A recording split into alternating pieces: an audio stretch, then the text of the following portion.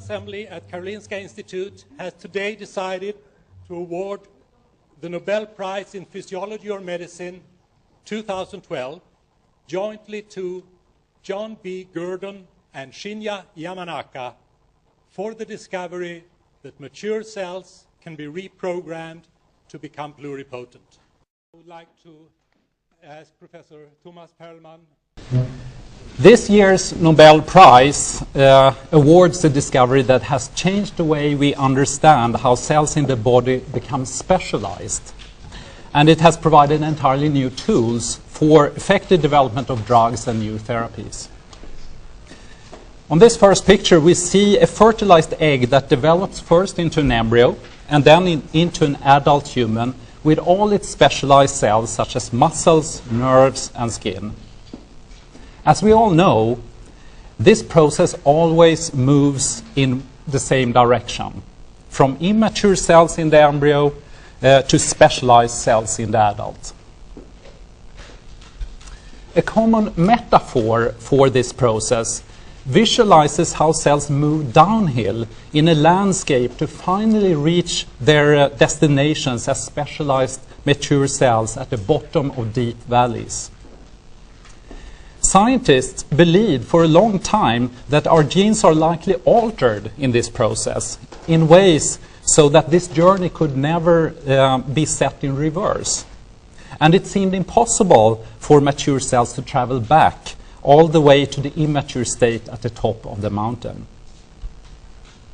Now, John Gurdon changed this view by a groundbreaking experiment in frog cells.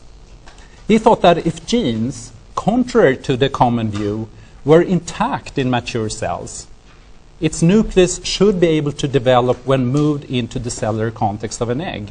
So he destroyed the nucleus of an egg and used a fine pipette to transfer and replace it with the nucleus from a mature intestinal cell from a tadpole. In most cases, this modified egg could not develop. But in a few cases, it developed into normal swimming tadpoles and later adult frogs. At first, many were skeptical and surprised about this result.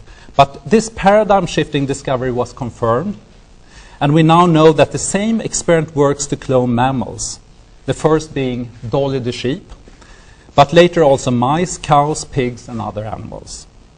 Gurdon had shown that the nucleus of a mature cell retains all genetic information that is required to generate an animal.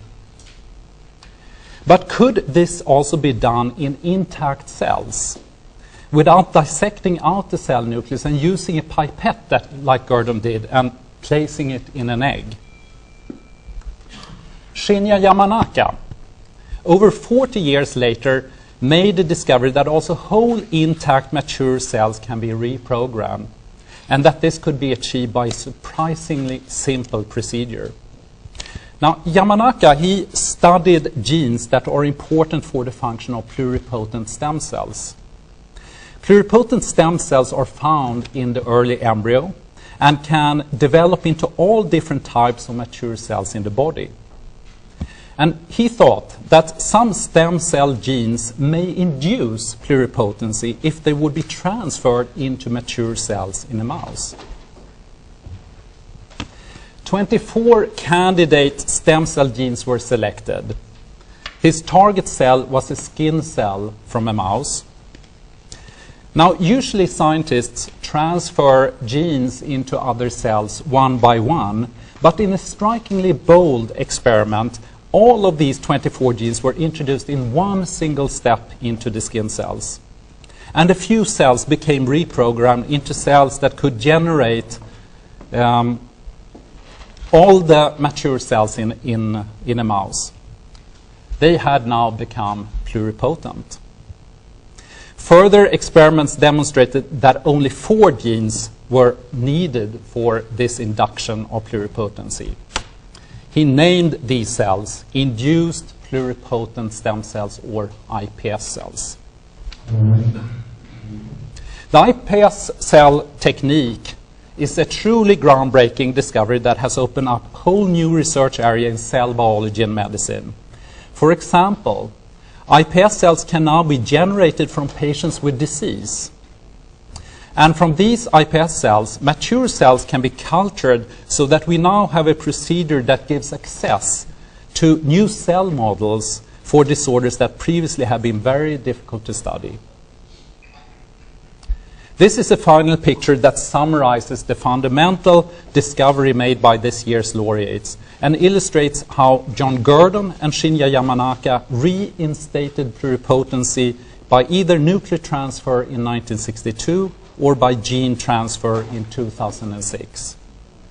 Thanks to these two scientists, we now know that development is not strictly a one-way street.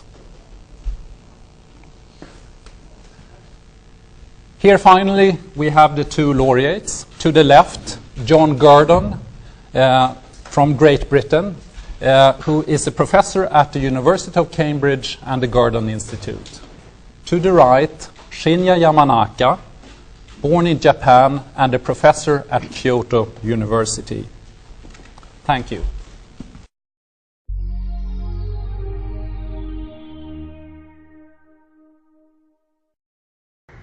Good afternoon.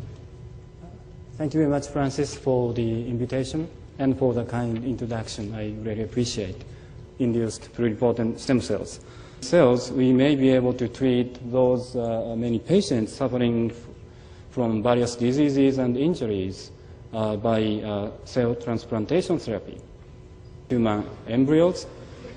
So from Jamie Thompson's work, I learned that human ES cells could be very useful, but at the same time, they try to make ES-like stem cells, not from human embryos, but from somatic cells, like into somatic cells, we may be able to induce pluripotency.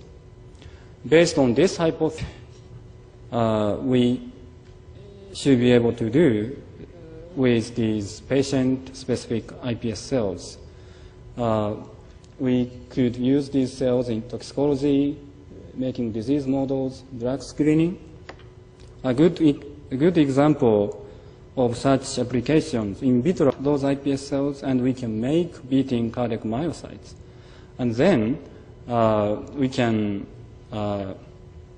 adult fibroblasts, which may be equivalent to mouse tail tip fibroblast, although we don't have tails.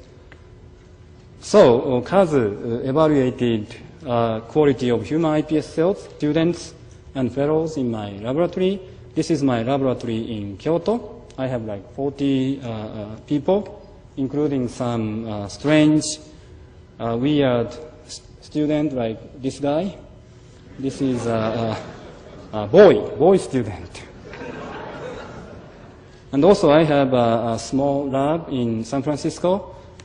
It's small, but we all have very good people in San Francisco. With this, I'd like to finish my talk, and thank you very much for your kind attention. Thank you very much again.